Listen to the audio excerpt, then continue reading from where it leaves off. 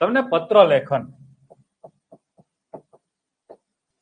આવો એક ટોપિક આપ્યો છે, કેવા પૂછશું, કેમ પૂછશું, એ કઈ કીધું નથી તમને. જીપીએસસી ની અંદર સ્પષ્ટ છે ઔપચારિક પત્ર, અંગ્રેજીની અંદર ઓફિશિયલ લેટર અને ગુજરાતીની અંદર શુભેચ્છા પત્ર. એ સ્પષ્ટ છે. અહીં તમને સ્પષ્ટ નથી એટલે તમારે અહીં જે પત્ર કરવાના થશે એ અસ્પષ્ટ કરવાના થશે. એ અસ્પષ્ટ પત્ર એટલે શું, આપણે ચર્ચા કરીએ છીએ કે કેવા કેવા પત્ર પૂછાઈ શકે છે. તો પત્ર લેખન અંદર જોઈએ છીએ, પેલા ચર્ચા કરીએ કે શા માટે કોઈ પણ એક્ઝામ બોડીની અંદર પત્ર લેખન કેમ પૂછે છે.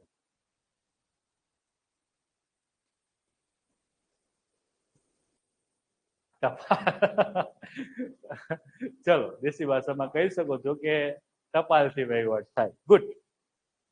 પછી આપણે અધિકારી બનીએ અને આપણા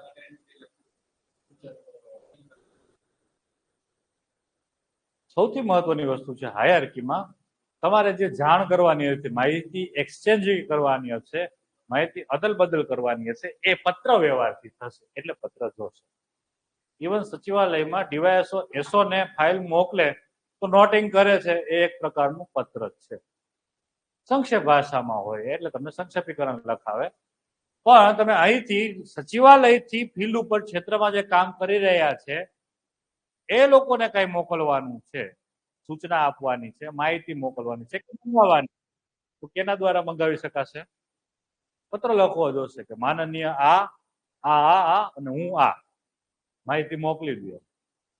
પત્ર લેખનની આવશ્યકતા રહેલ છે એટલે તમને અહીં પત્ર લેખન લખાવે છે. થોડો ખ્યાલ આવે કે પત્ર લેખન કેવું કરે. પણ અહીં જેમ જીપીએસસી ની અંદર અંગ્રેજીમાં સ્પષ્ટ કીધું છે ઓફિશિયલ લેટર, એમાં અહીં કોઈ સ્પષ્ટતા કરવામાં આવેલી નથી, અસ્પષ્ટતા છે. તો અહીં આપણે 3 પ્રકારના પત્ર ભણશું.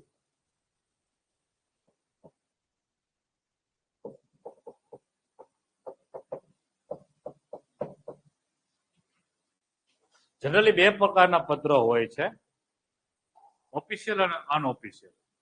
એટલે ઔપચારિક અને બિનઔપચારિક. પણ હું 3 ભાગમાં પત્રને ડિવાઈડ કરું છું. એક ઔપચારિક પત્ર, 2 બિનઔપચારિક પત્ર. બિનૌપચારિક પત્રની અંદર કેવા કેવા આવે છે એની ચર્ચા કરીએ. અને બીજું છે અર્ધ ઔપચારિક.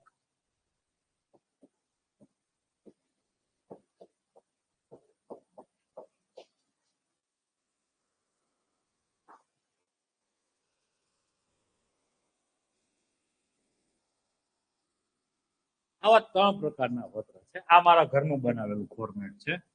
ચર્ચા કરીએ ડિવાઈડ કરવા માટે, ક્લાસિફિકેશન કરવા માટે, તમને સમજાય એના માટે. ઔપચારિક પત્ર પૂછાવાની શક્યતાઓ વધારે છે. અને એવું માનીને ચાલો કે ઔપચારિક પત્રની અંદર વધુમાં વધુ પોલીસ ખાતા સાથે સંકળાયેલો પત્ર આપવાની શક્યતાઓ તમારા પીએસઆઈ ના પેપરમાં વધુ છે. કેવો ઔપચારિક પત્ર કેને કહેવાય એની પહેલા ચર્ચા કરી લઈએ કે એમાં બંને વ્યક્તિ, લખનાર અને જેને લખે છે, એ બંને સરકારી હોદ્દો ધરાવતા હોય અથવા કોઈના કોઈ સંસ્થા સાથે કોઈ હોદ્દો ધરાવતા હોય. આમાં બંને વ્યક્તિ કોઈ હોદ્દો ધરાવતા હશે. સંસ્થા હોય, સરકાર હોય, કોઈ વસ્તુ હશે, પણ કઈક હોદ્દો બંને વ્યક્તિ ધરાવતા હશે, સામાન્ય માણસ નહીં હોય. એ ઔપચારિક પત્ર છે. લખનાર અને જેને લખાય છે એ બંને વ્યક્તિ સરકારનો હોદ્દો અથવા સંસ્થાનો કોઈના કોઈ હોદ્દો ધરાવે છે. એવા પત્રને ઔપચારિક પત્ર કહેવામાં આવે છે. હવે ચર્ચા કરીએ બિનૌપચારિક પત્ર એટલે શું, કે એ પત્રની અંદર લખનાર અને જેને લખાઈ રહ્યો છે બંનેમાંથી એક પણ સરકારી હોદ્દો કે કોઈ પણ સંસ્થાનો હોદ્દો ધરાવતા હશે નહીં. એટલે આમાં એક પણ હોદ્દો નહીં હોય. અને હવે વાત કરીએ અર્ધૌપચારિક. એક વ્યક્તિ સરકારી હોદ્દો અથવા કોઈ સંસ્થાનો હોદ્દો ધરાવતો હશે ને એક વ્યક્તિ સામાન્ય માણસ હશે.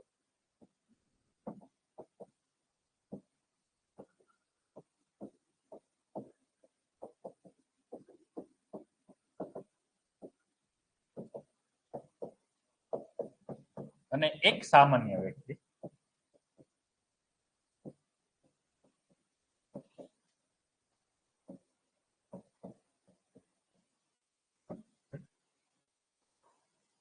ચલો, ત્રણ ક્લાસિફિકેશન સમજાઈ ગયા. આ રીતે હું 3 વર્ગીકરણ કરું છું ભણાવવા માટે થઈને. ઔપચારિક પત્રમાં કેવા પત્ર હોય, ઉદાહરણથી તમારા પોલીસ ખાતા સાથે સંકળાયેલી જે વાત છે,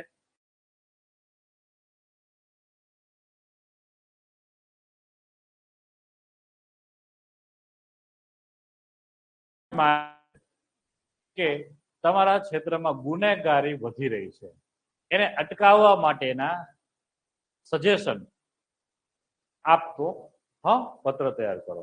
અને જે ઓફિશિયલ પત્ર હશે એમાં હંમેશા સજેશનો વધુ માંગવામાં આવતા હોય છે કે આ સમસ્યા તમારા વિસ્તારમાં વધી રહી છે, એને અટકાવવા માટે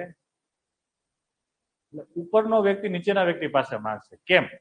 કારણ કે નીચેનો વ્યક્તિ છે એ ફિલ્ડ સાથે સંકળાયેલો હશે, જમીની સ્તર સાથે સંકળાયેલો હશે, એટલે આવો પૂછવાની શક્યતા વધારે છે. બીજો આવો પૂછે, એક તો ગુનેગારી, પછી પૂછે કે તમારા વિસ્તારની અંદર આલ્કોહોલનું વેચાણ વધી રહ્યું છે, એને અટકાવવા માટે આવા જ આવશે ને આપણે આવા જ લખશું. જ્યારે ઔપચારિક તૈયાર કરશું ત્યારે એક આ પૂછી શકે, એ આપણે તૈયાર કરશું. પછી તમને પૂછી શકે છે કે ગુજરાત રાજ્યમાં ડ્રગ્સનું પ્રમાણ વધી રહ્યું છે, તમે દરિયાઈ સીમા ધરાવતા જિલ્લાના ડીવાયએસપી છો અથવા એસપી છો, ઉપરના આઈજી તમને પૂછે છે કે અટકાવવા માટેના પ્રયાસો.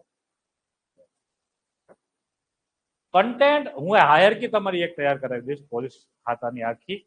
અને બીજું આવા જે બની શકે છે એટલા આપણે પોલીસ ખાતા સાથે જે ડીલ કરવાના છે, સાયબર સુરક્ષા અને પોલીસ, એવો એકાદો તૈયાર કરી લેશું. કારણ કે હવે આ જમાનામાં સાયબર સુરક્ષાની આજુબાજુ પોલીસને ઘણું બધું કામ કરવું પડે છે, એ જોઈ લેશું. યસ, એ કરી શકશું. એટલે આવા જે પૂછાઈ શકે છે એવા કરશું ઔપચારિકની અંદર. તદુપરાંત બીજા પણ ઔપચારિકના 5-7 કરશું એટલે તમને આઈડિયા આવી જાય. 10 ઔપચારિક કરશું, 10 બિનઔપચારિક. બિનઔપચારિકની અંદર મોટા ભાગે શુભેચ્છા પત્ર, કઈક તકલીફ છે તમારા નાના ભાઈને, તમારા આ તે બધા એવા બધા આવશે. આજનો જે તમને પત્ર લખવા આપ્યો છે એને આપણે કઈ કેટેગરીમાં મૂકી શકશું? બિનૌપચારિક. શુભેચ્છા પત્રો મોટા ભાગના જે હશે બિનૌપચારિકમાં આવશે. કઈ તકલીફ વાળા જે પત્રો છે એ બધા શેમાં આવશે? એમાં આવશે. હવે અર્ધૌપચારિકમાં શુભેચ્છા આવશે, ફરિયાદ આવશે, બંનેમાં આવે છે. હવે અહીંયા બંનેમાં ફરિયાદ શું ફરક પડશે? અહીં કેવું હશે, શુભેચ્છા કોઈ વ્યક્તિ આપતો હશે, એ વ્યક્તિ સરકાર સાથે સંકળાયેલો હશે. તમારા દેશની અથવા તમારા રાજ્યની દીકરી અથવા આદિવાસી વિસ્તારની દીકરી ઓલિમ્પિકમાં મેડલ લાવીને આંતરરાષ્ટ્રીય ખ્યાતિ પામી છે, મુખ્યમંત્રી દ્વારા શુભકામના આપતો પત્ર તૈયાર કરો, એને શેમાં મૂકશું? અધૌપચારિક. પછી તમારા વિસ્તારમાં ગંદકીનું પ્રમાણ વધી રહ્યું છે, એક સામાન્ય નાગરિક તરીકે, તો તમે જાગૃત નાગરિક તરીકે તમારા મ્યુનિસિપાલિટી કમિશનરને પત્ર લખી રહ્યા છો, આ શેમાં મૂકશું?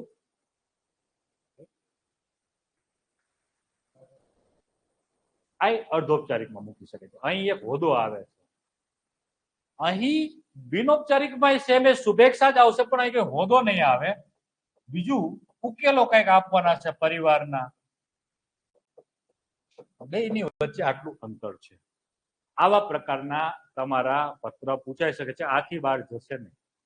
શુભેચ્છા, ફરિયાદ, સજેશન, આ 3 પ્રકારના પત્રો વધુ પૂછાતા હોય છે. એની અંદર આપણે કેટેગરાઇઝ કરી દીધા, બંને સરકારી હોદ્દા, એક સરકારી હોદ્દો, એક સામાન્ય નાગરિક અને બંને સામાન્ય નાગરિક. એટલે હવે ત્રણેયનું કન્ટેન્ટ કેવી રીતે ધારી શકાય છે આપણે એક એક જોતા જશું.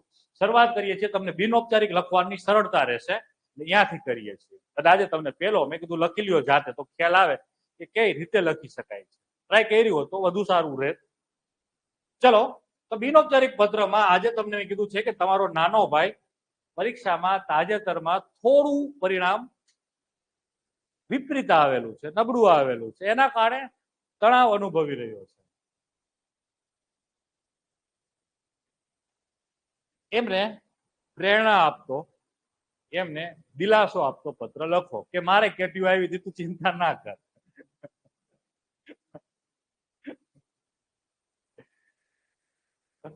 તો અહીં જે પત્ર રાઇટિંગ અથવા તમારું જે પત્ર લેખન છે એમનું ફોર્મેટિંગ છે એકદમ સરળ છે. 2 પેજ આપ્યા છે તો કઈ રીતે ઢાળવાનું છે. ડાબી સાઈડ સરનામું કઈ બાજુ આવે પત્રમાં? બરોબર, આવડે છે તમને? આ બાજુ સરનામું આવશે, પછી ડાબી સાઈડ બીજું સરનામું આવશે કે નહીં આવે?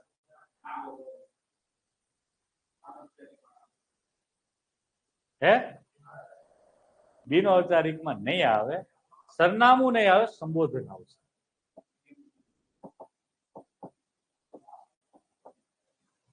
હે,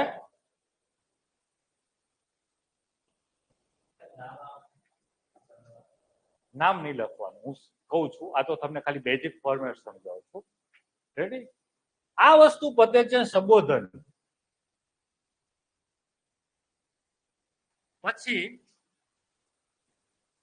તમારે વિષય લખવાનો નથી. બિન ઔપચારિકમાં વિષય આવશે નહીં. બીજું સરનામું આવશે નહીં. આ બે વસ્તુની ફોર્મેટિંગની અંદર તમારે કાળજી રાખવાની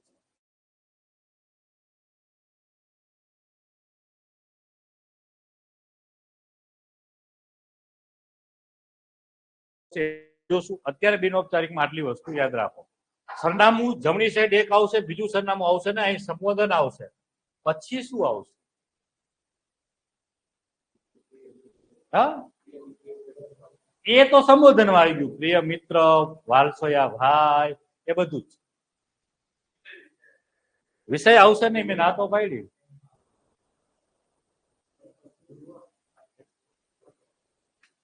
લખવાનું ચાલુ કરવાનું, પરંતુ આપણે જે પૂછે રે કે બીજું સરનામું, જનરલી તમે પત્ર જો તો એક અહીં સરનામું, એક અહીં હોય, વિષય હોય, પછી ઉદ્બોધન હોય.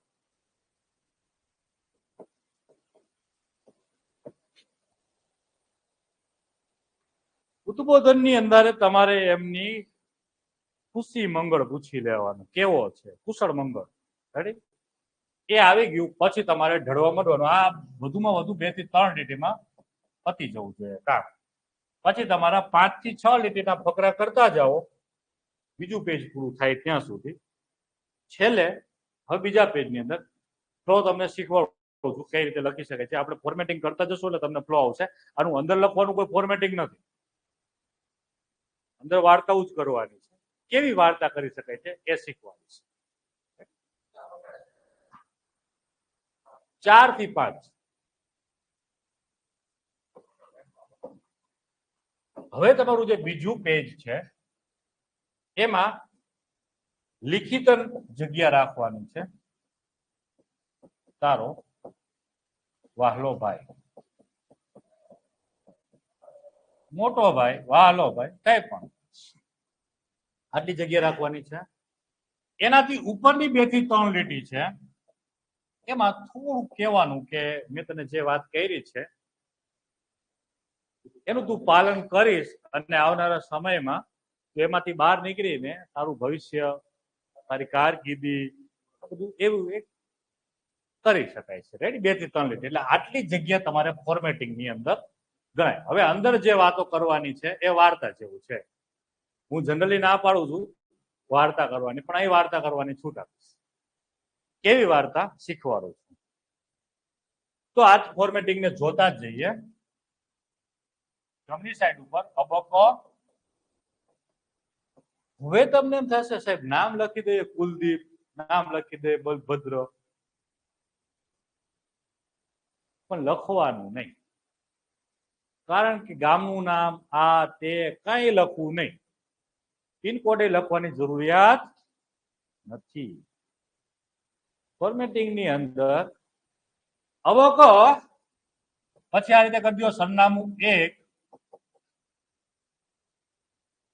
એટલે એનું ગામનું નામ, સ્ટ્રીટ બધું આવી ગયું. સરનામું 2 એટલે એનો પિનકોડ અને તારીખ. તારીખનું ફોર્મેટિંગ આવું અનુસરજો. 6 જુલાઈ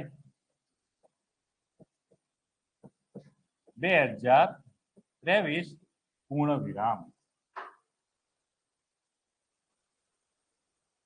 અહીં પ્રતિ હવે જે તમે લખવાની સંબોધનની જે વાત કરો છો એ સંબોધનની અંદર અહીં જો બિનૌપચારિક પત્ર છે તમારો તો એકદમ જે તમે બિનૌપચારિક ભાષામાં વાત કરતા હોય વાલસોયા ભાઈ એવા બધા. હા નહીં, કારણ કે આપણે લખી શકાય છે પણ આપણું પોઈન્ટ અહીં મૂકીએ છીએ એટલે નહીં લખો તો ચાલશે, ક્યાંય જરૂર નથી.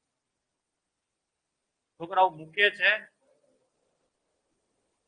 મૂકોમાં હોય છે પણ અહીં આપણે ટૂંકા રૂપમાં લખ્યું તો અહીં પૂર્ણ વિરામ આવે પણ અહીં પૂર્ણ વિરામ મૂકશો ને તો સારું નહીં લાગે. કારણ કે ગાંધીનગર તમે શેરીનું નામ લખ્યું, ઘરનું નામ લખ્યું, છેલ્લે લખું ગાંધીનગર તો પૂરું નામ આવે. પિનકોડ પછી કઈ નથી મૂકતા આપણે, પણ અહીં તારીખ પછી મૂકી દઈએ પૂર્ણ વિરામ એટલે ચાલી જશે. વાલસોયા ભાઈ અહીં અલ્પ વિરામ કરવાનું છે. પ્રતિ ઓફિશિયલ લેટર ની અંદર આવશે, ઔપચારિકમાં આમાં નહીં આવે. આ તમારું સંબોધન. ત્યાં સંબોધનમાં ઓફિશિયલમાં અને અનઓફિશિયલ બંનેમાં પ્રતિ આવશે. જોઈએ છે એ ત્યારની વાત ત્યારે છે. અત્યારે તમે બિનૌપચારિક ની અંદર ઉદ્બોધનમાં અથવા સંબોધન જે કરો છો એમાં વાલસોયા ભાઈ પ્રિય અનુજ લખી શકો છો. ચાલો મિત્ર હોય તો મિત્રમાં શું લખશો? સુયોધન નો ભાઈ દુર્યોધન એમ.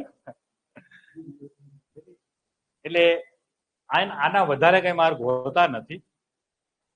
અંદરનો જે કન્ટેન્ટ હશે કે જે રસપ્રદતા હશે જોડણીને ભૂલો વિનાનો હશે એમના માર્ક છે. કઈ પણ લખી શકો છો, પ્રિય અનુજ, વાલસોયા ભાઈ. થોડોક શબ્દ નાનો ભાઈ હોય તો આવું લખી શકાય વાલસોયા, બાકી એનો કોઈ વધારે માર્ક હોતા નથી. સકુશળ હશે. હવે મારી વાર્તા ચાલુ થાય છે.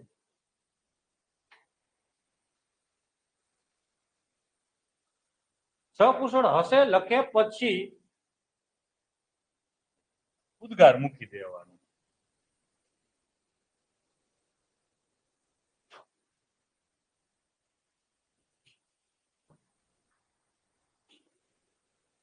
ગઈકાલે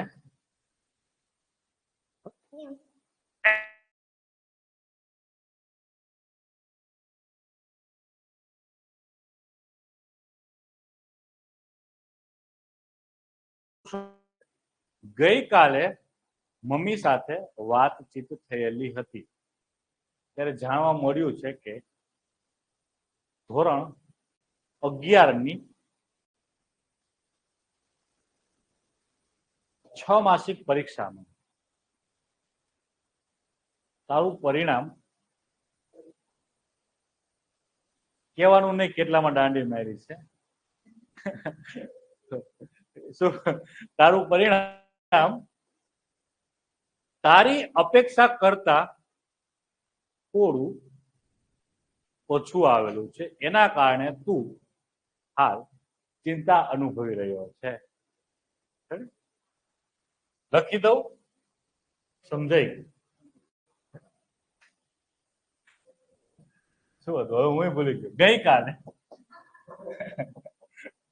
ગઈકાલે મમ્મી પપ્પા સાથે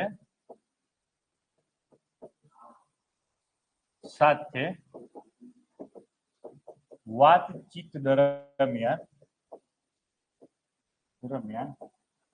જાણવા મળ્યું કે ધોરણ 11ની તારી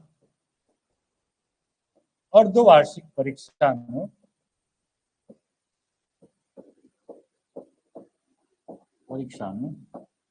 પરિણામ તારી અપેક્ષા કરતા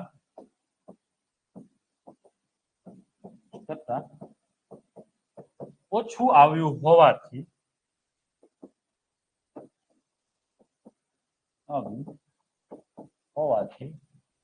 તું તણાવ અનુભવી રહ્યો છે.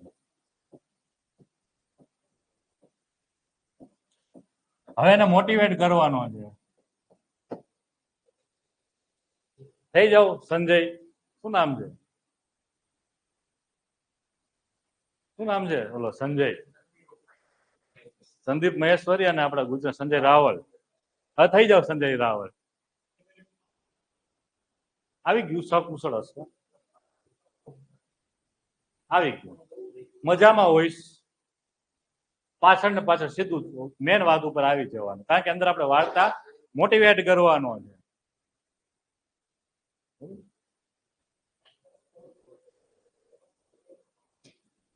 તો આવો જયારે પૂછે છે પ્રેરણાદાયક, તો થોડુંક બ્રેનસ્ટોર્મિંગ કરી લેવાનું. મારે આ બે કોટેશન નાખવા છે, આવી એક બે વાર્તા કરવી છે, એ બધું પ્લાનિંગ કરીને ગોઠવી દેવાનું.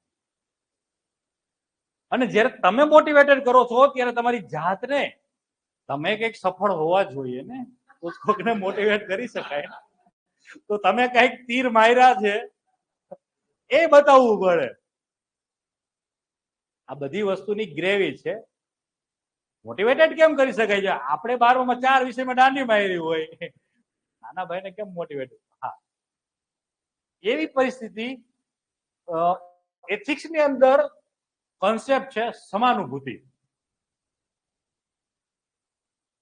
સહાનુભૂતિથી આગળનો કોન્સેપ્ટ છે. સહાનુભૂતિ એટલે એવી બાબત કે તમે સંવેદના, તમે આવેગ કોઈ પ્રત્યે જે બતાવો છો, અભિવ્યક્ત કરો છો સંવેદના, એમાં તમે એ પરિસ્થિતિમાંથી પસાર નથી થયેલા, પરંતુ હા એને દિલાસો આપવા માટે કહીએ કઈ વાંધો નહીં, ચાલી જશે, થઈ જશે, ટકી રહે, એ વસ્તુને સહાનુભૂતિ કહેવાય.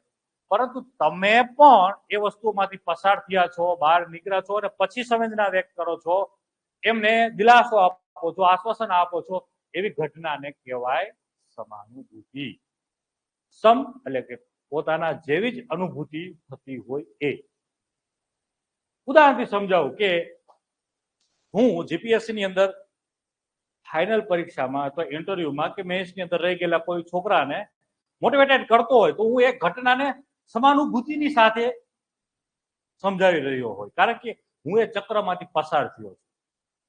તમને મોટિવેટેડ કરતો હોય તો હું સમાનુભૂતિની સ્થિતિમાંથી પસાર થાવ, પરંતુ તમારા પપ્પા તમને મોટિવેટેડ કરતા હોય જીપીએસસી માટે, એ ઘટનાને શું કહેવાય? સહાનુભૂતિ. તો અહીં તમારે સમાનુભૂતિ બતાવવી પડે.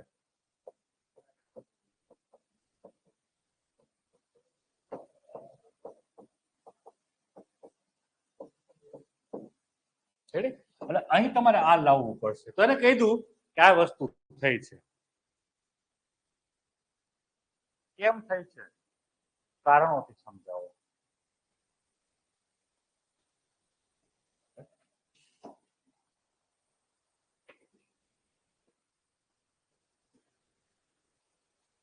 આમ તો તું ભણવામાં તેજસ્વી અને ઓજસ્વી જ છે. આમ તો તું ભણવામાં તેજસ્વી અને આ ફકરો બધો ફકરામાં લખવાનું છે, ઓજસ્વી જ છે. પરંતુ આ પરીક્ષામાં વિપરીત પરિણામ આવવા પાછળ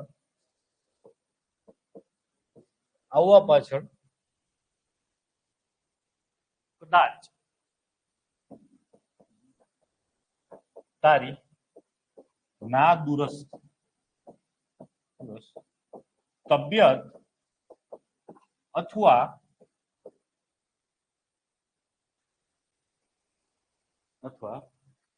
તારી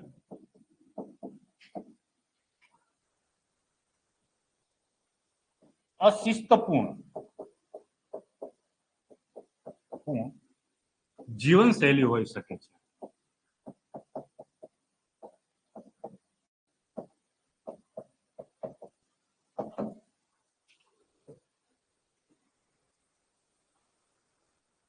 કારણો બતાવો તો આપણે ઉકેલ બતાવી શકશું ને આગળ. તો બીજો ફકરો આવો લખી દો અને કારણો બતાવો. અને કારણ આ બે ચાર ગોખી રાખવાના, નિષ્ફળ થવાના આ જ કારણ હોય. Each and everyone have a talent. બરાબર છે. ટેલેન્ટની કમી કોઈ પાસે નથી. હા હા, એ તો પણ હજી 11મા ધોરણમાં શું હોય, એ કોલેજમાં હોય, દાંડિયું લાગે. તો બતાવો નાદુરસ્ત તબિયત અને અશિસ્તપૂર્ણ જીવનશૈલી. એટલે હું આના બે ફકરા બનાવી લાગીશ મોટિવેશન કરવામાં. એક તબિયત સાચવવાનો અને એક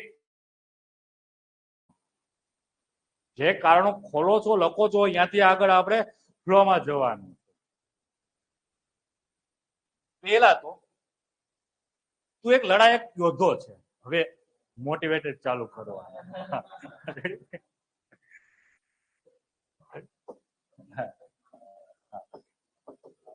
પહેલા તો તું યાદ રાખે કે તું લડાયક યોદ્ધો છે. હા,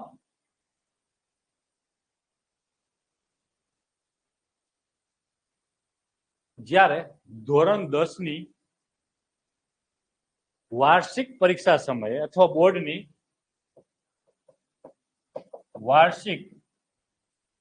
વાર્ષિક પરીક્ષા પહેલા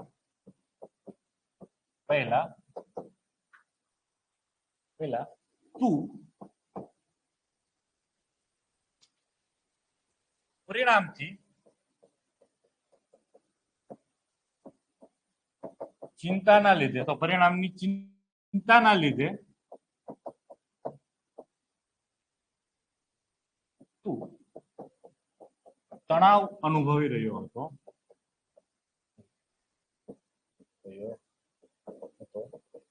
અને બાદમાં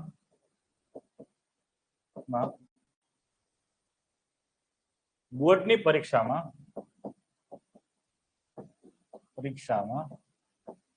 ખૂબ જ સારા, લખવાનું નહીં કેટલા, ખૂબ જ સારા માર્ક્સ સાથે ઉત્તીર્ણ થયો.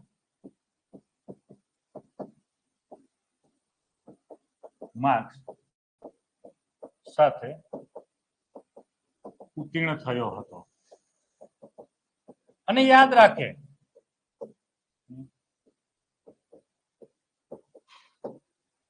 કે માણસની ખરી કસોટી, હું જો અહીં ભાષા એકદમ ગુજરાતી જેવી સરસ મજાની લાગે, ચોટી જાય એવી વાપરું, કે માણસની ખરી કસોટી સફળતાના સમયે નહીં, નિષ્ફળતાના સમયે થતી હોય છે. અને જે નિષ્ફળતાના સમયે ફિનિક્સ પક્ષીની માફક રાખમાંથી બેઠા થઈ જાય છે, એ જ જીવનમાં કંઈક કરી શકે. તો લખી દો, યાદ રાખે કે માણસની ખરી કસોટી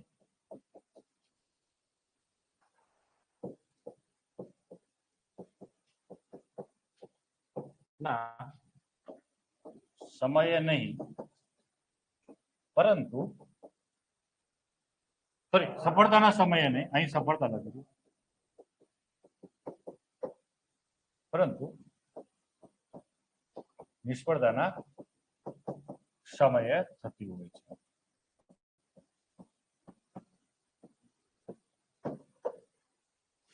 તું હા, તો 5-6 લીટી થઈ જાય પછી નવા ફકરામ ચાલુ કરી દેવાનું. એમાં કઈ બીજું શરમ નહીં રાખવાની. તું ફિનિક્સ પક્ષી છો. ફિનિક્સ પક્ષીની માફક રાખમાંથી બેઠો થઈ શકે કેવો યોદ્ધો છે. યસ, મોટિવેશન કેને કહેવાય? સંજય રાવલને થોડીને કહેવા જવાય 500 પુશઅપ સવારમાં મારે એટલે નો લાગે, ઉકલી જાય મારા જેવા 500 પુશઅપ મારે. 500 પુશઅપ થી ચાલુ થાય એનું મોટિવેશન. એટલે પણ સીધું 500 નો લાગે. આ 5 ના વેમ ભેત નથી.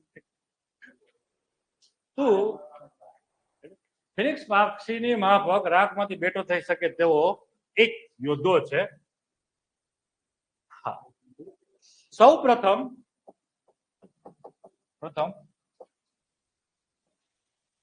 મેં કહ્યું એ કારણો અથવા નિષ્ફળતાના કારણો અને તું જાતે તારા એના માટે આત્મમંથન અથવા સ્વમંથન થકી કારણોની તપાસ કરે.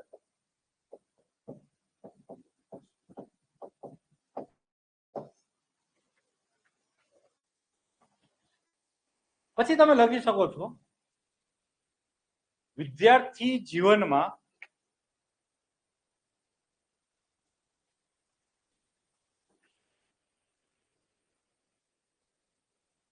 મનના સ્વાસ્થ્ય માટે સૌથી મહત્વની જરૂરિયાત છે તનનું સ્વાસ્થ્ય.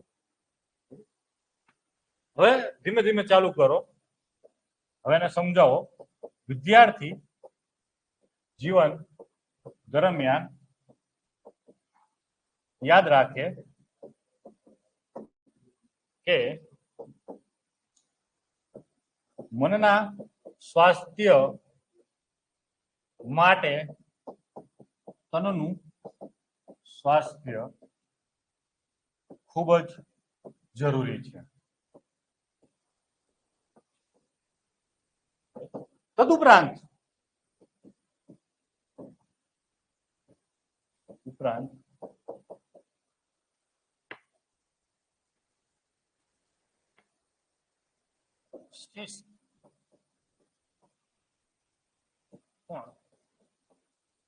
ખૂબ જ આવશ્યક છે.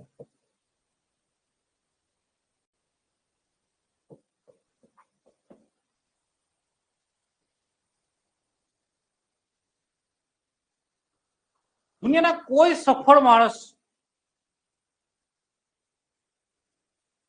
ના જીવન વિશે તું વાંચી લેજે અથવા વાંચજે તો ખ્યાલ આવશે, અથવા એના વિશે જાણીશ તો ખ્યાલ આવશે કે એમની સફળતાનું સૌથી મોટું રહસ્ય એમની શિસ્ત હશે. લખી દો. દુનિયાના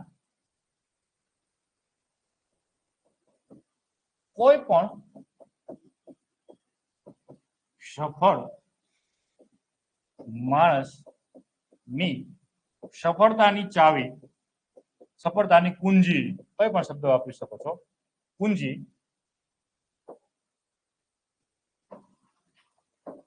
એમની શિસ્ત જ હશે.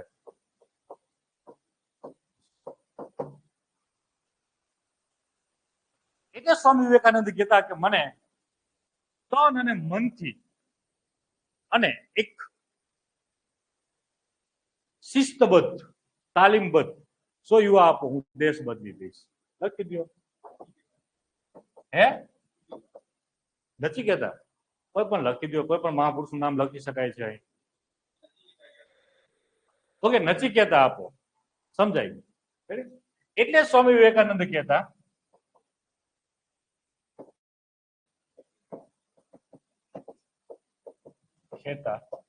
કે મને તન અને મનથી મજબૂત અથવા તંદુરસ્ત, શિસ્તબદ્ધ અને તાલીમબદ્ધ બસ 100 જેટલા, એ આંકડો નહીં લખવાનો, અલગ દેવાનો, 100 જેટલા નચિકેતા આપો. હું દેશની સંપૂર્ણ હાલતમાં પરિવર્તન કરી દઈશ. આમૂલ ચૂલ પરિવર્તન કરી દઈશ. પરિવર્તન કરી આપીશ.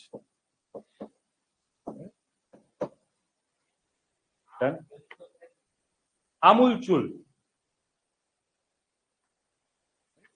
થઈ ગયો. તો હવે કહી શકો છો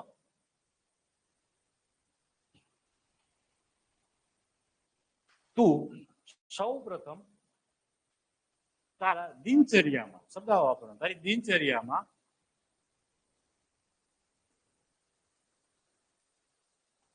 યોગ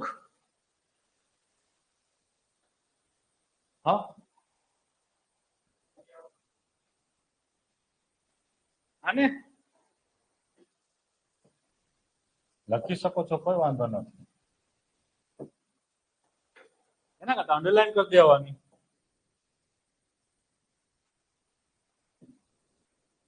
કઈ ચાલે. કોટેશન લખો છો અહીંયા કોમા કરી શકો છો, પણ અંડરલાઈન કરો તો ચાલી જશે. ચલો, તારી સૌ પ્રથમ તો તારી દિનચર્યામાં પરિવર્તન કરે. એટલે જ કહેવાય છે, અથવા યોગને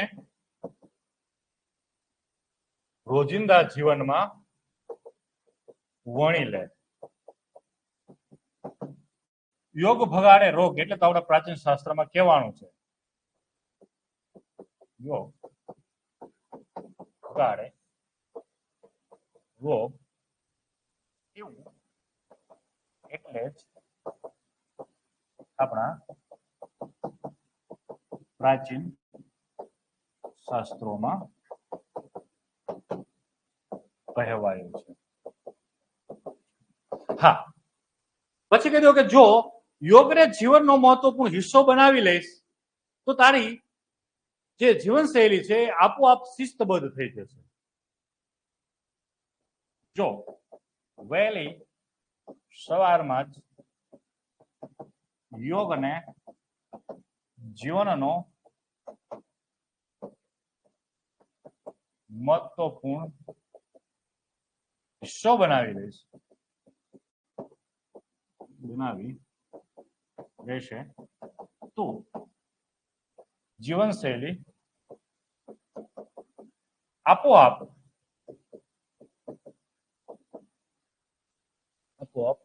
શિસ્તબદ્ધ બની જશે.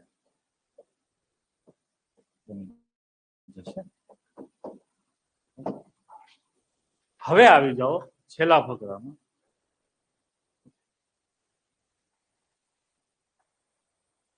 કહેવતો લોકો તેની નીચે અંડરલાઈન કરી શકાય છે. યોગ ભગાડે રોગ.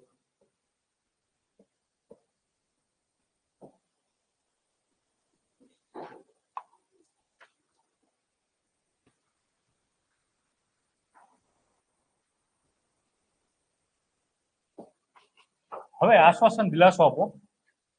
બહુ પરિણામની બહુ ચિંતા ના કર. જીવનને પ્રક્રિયામાં ઢાળી દે.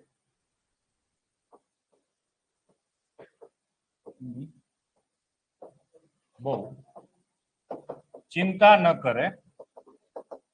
જીવનને પ્રક્રિયામાં ઢાળી દે.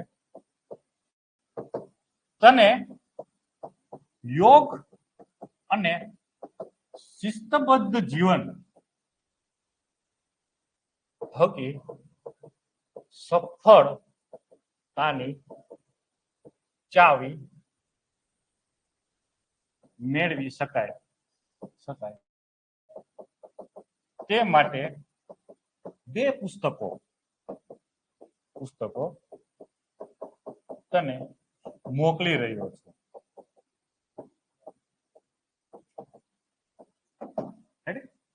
આશા કરું છું કે હવે છેલ્લી 3 લીટી અથવા 2 લીટી આશા કરું છું કે તે પુસ્તકો તું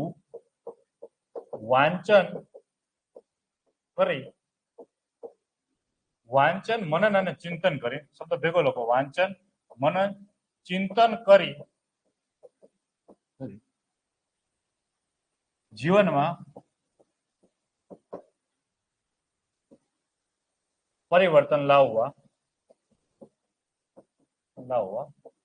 પ્રયાસરત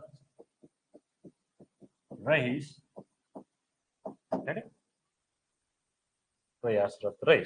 લિખિતન તારો મોટો ભાઈ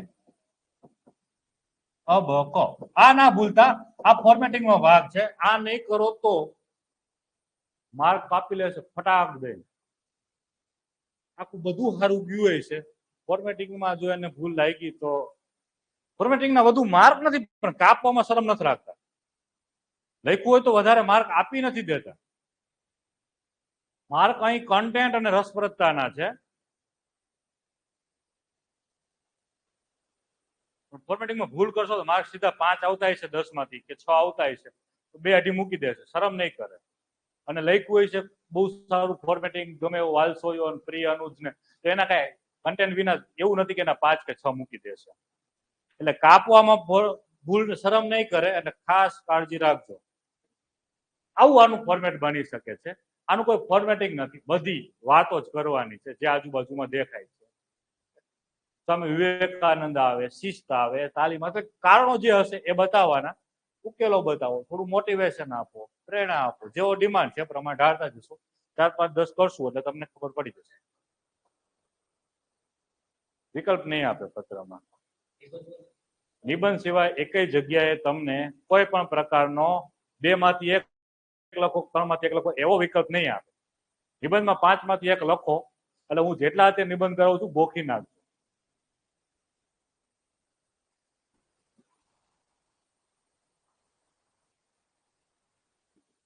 કારણ કે 5 નિબંધ હશે એમાંથી ઓછામાં ઓછા 2 થી 3 તો તમે ડિસ્કશનના ભાગ હશે 25-30 કર્યા હશે એમાંથી તો કહે છે 50 કર્યા હશે એની બહાર નહીં હોય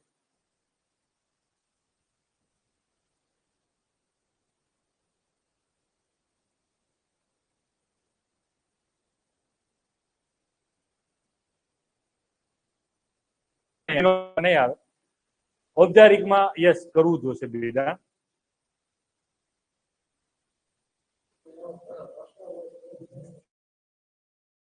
છે એવો બિનૌપચારિકમાં તો કઈ આવશે જ નહીં ફરિયાદ પત્ર હશે તો આવશે અર્ધૌપચારિકમાં સહી કરેલી મૂકવા જોશે તમારા સોસાયટીના બધા મેમ્બરની એવું બધું કરી શકાય છે એ જેવા જેવા ક્વેશ્ચન કરતા જશું ત્યારે કંઈક ને કંઈક ક્રિએટિવિટી કરતા જશું કારણ કે મેં બિનૌપચારિકમાં ફરિયાદ પત્ર તો જીવનમાં કોઈ દી નથી લખ્યો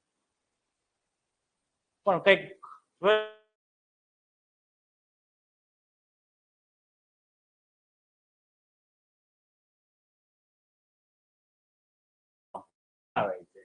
એટલે ચિંતા ના કરો કે જે લખો છો ત્યારે આ જ રીતે ફોર્મેટિંગમાં તમે ઠારો જો ફ્લો ના તૂટવા દેતા આની અંદર સૌથી મહત્વની વસ્તુ એ છે ફ્લો પહેલેથી છેલ્લી લીટી સુધી પેપર ચેકર એકી શ્વાસે વાંચી જવું જોઈએ બિનૌપચારિક પૂછે છે તો ઔપચારિકમાં સજેશન મહત્વના રહેશે કેટલા યુનિક સજેશન આપો છો એ મહત્વના રહેશે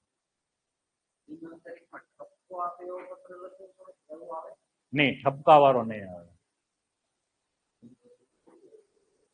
ના ના ઠપકો નહીં મોટિવેટેડ જ હશે મોટિવેટેડ પૂછવાના કારણે છે તમે ભવિષ્યના સરકારના સારા હોદ્દા ઉપર બિરાજમાન હશો ત્યારે તમારા પરિવારના હશે એક્સટેન્ડેડ ફેમિલીના લોકો હશે તમારા ગામના હશે 5-25 માણસો તમારી પાસે સજેશન લેવા આવશે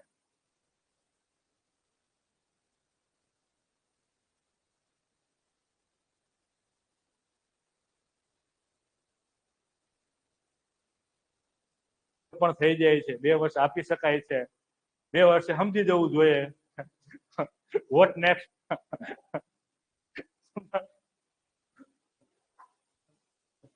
તો આવો ફ્લો ના તૂટવા દેતા જે પ્રેક્ટિસ કરો છો બ્રેન સ્ટ્રોમિંગ થોડું કરજો 1 કે 2 મિનિટ કે આની અંદર મારે શું લખવું છે. મને જરૂરિયાત નથી પડતી, તમે 30-40 લખી લેશો તે દિવસે તમારે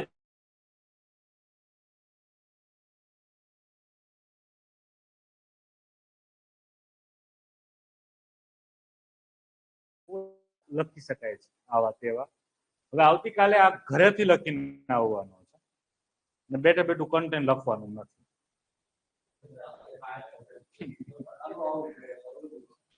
કાલ બીજું, કાલ નહીં, હવે સોમવારે બીજું આપીશ.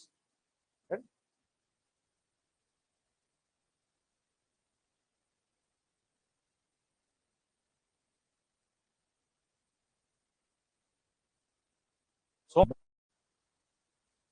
50 માર્ક સાંસ્કૃતિક વારસાના પ્રશ્ન આવશે, 50 માર્ક ગમે ત્યાંથી હશે. મેથ્સ અને હિસ્ટ્રી અથવા જોઈએ છે જે રીતે એરેન્જ થાય છે કરીશ. ચલો, પત્ર લેખન ક્યાં આટલી બધી ઉતાવળ છે? તમારે કોઈ રાહ જોવે છે? કઈ પ્રશ્ન હોય તો પૂછી શકો છો એમ. ચલો, બિન ઔપચારિક પત્ર સંબંધિત કઈ પ્રશ્ન હોય તો પૂછી શકો છો. અહીં જેટલું રસપ્રદ બનાવો છો, જેટલા એનેક્ડોટ એકબીજા સાથે કનેક્ટ કરો છો, જેટલા ફ્લોમાં તમે લખી શકો છો સારું, સારી ભાષામાં, અને ભાષા રસપ્રદ હોવી જોઈએ, શબ્દો ચયન કરતા શીખજો.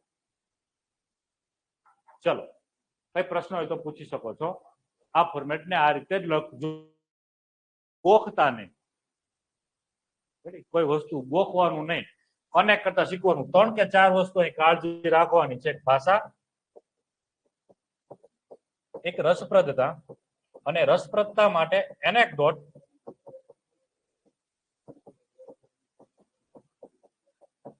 અને ફ્લો.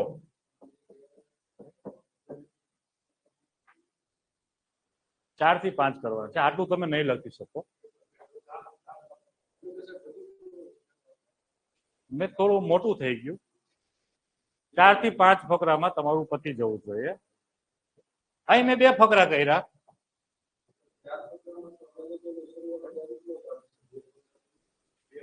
અંતવાળા, શરૂઆત અને અંતવાળું જે હશે ઉદ્બોધન, જે આપણે સંબોધન એને પૂછીએ છીએ, એ ફકરો 2 થી 3 લીટીનો હશે, છેલ્લો ફકરો 2 થી 3 લીટીનો હશે.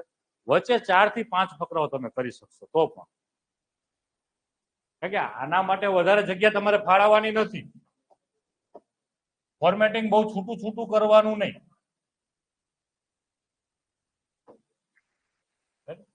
ટૂંકું ટચ, પછી આ વાર્તાઓ ચાલુ થઈ જવી જોઈએ. ટ્રાય કરો કાલે કઈ રીતનું એરેન્જ થાય છે. 5 થી 6 લીટીના ફકરાઓ થવો જોઈએ. પહેલો અને જે છેલ્લો ફકરો છે એ 2 થી 3 લીટી, તો 3 થી 4 લીટીનો. 4 થી 5 ફકરામાં તમારું કન્ટેન્ટ ઢાળી દેજો.